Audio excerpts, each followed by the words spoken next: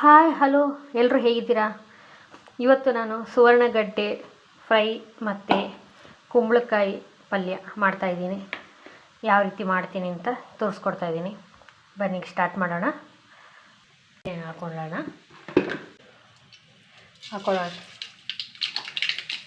ಈ ಕಡೆನ ಹಾಕ್ಕೊತಾ ಇದ್ದೀನಿ ಸಾಸಿವೆ.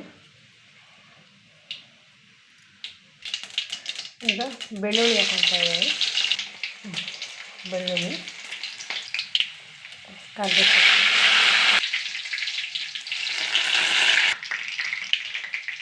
ಈರುಳ್ಳಿ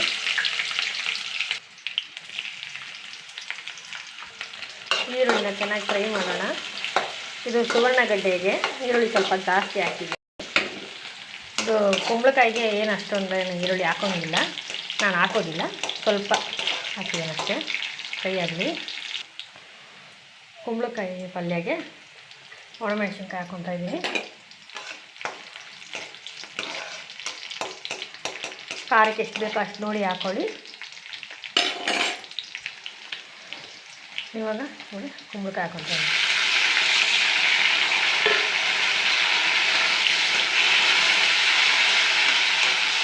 ಒಂದು 2 ನಿಮಿಷ ಎಣ್ಣೆಯಲ್ಲಿ ಚೆನ್ನಾಗಿ ಫ್ರೈ ಆಗಲಿ.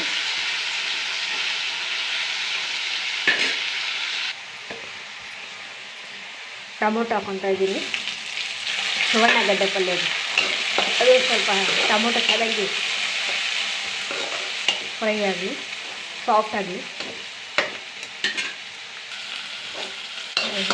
ಟೊಮೊಟೊ ಸಾಫ್ಟ್ ಆಗಿದೆ. ಇವಾಗ ಸುವರ್ಣಗಡ್ಡೆ ಸೇರಿಸ್ಕೊಳ್ಳೋಣ.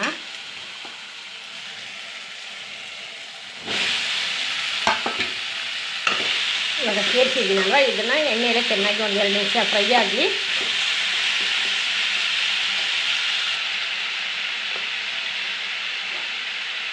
ಈಗ ಸ್ವಲ್ಪ ಅರಿಶಿನ ಹಾಕ್ಕೊತಾ ಇದ್ದೀನಿ. ಇದಕ್ಕೂ ಸ್ವಲ್ಪ ಹಾಕ್ಕೊತಾ ಇದ್ದೀನಿ.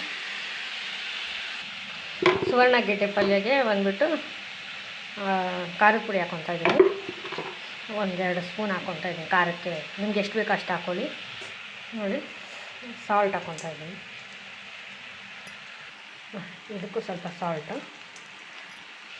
ಈಗ ಸ್ವಲ್ಪ ಚೆನ್ನಾಗಿ ಕಲಿಸ್ಕೊಟ್ಬಿಡಿ. 2 ನಿಮಿಷ ಫ್ರೈ ಆದಮೇಲೆ ಸ್ವಲ್ಪ ನೀರು ಹಾಕೋಣ. ಅದು ಬೇಯಬೇಕಲ್ವಾ ಸುವರ್ಣಗಡ್ಡೆ. ಇಲ್ಲಿ ಸ್ವಲ್ಪ ನೀರು ಹಾಕ್ಬಿಟ್ಟು ಬೇಯಿಬಿಟ್ರೆ ಇದು ಬೆಂದೋಗುತ್ತೆ. ಅಷ್ಟೇ, ರೆಡಿ ಆಗುತ್ತೆ. ಈ ವಿಡಿಯೋ ನಿಮ್ಗೆ ಇಷ್ಟ ಆಯಿತು ಅಂದರೆ ಒಂದು ಲೈಕ್ ಕೊಟ್ಬಿಟ್ಟು ಶೇರ್ ಮಾಡಿ, ನನ್ನ ಚಾನಲ್ನ ಸಬ್ಸ್ಕ್ರೈಬ್ ಮಾಡ್ಕೊಳ್ಳಿ. Thank you for watching. ನೋಡಿ, ಇವಾಗ ಇದು ಬೆಂದ ಮೇಲೆ ತೋರಿಸ್ತೀನಿ.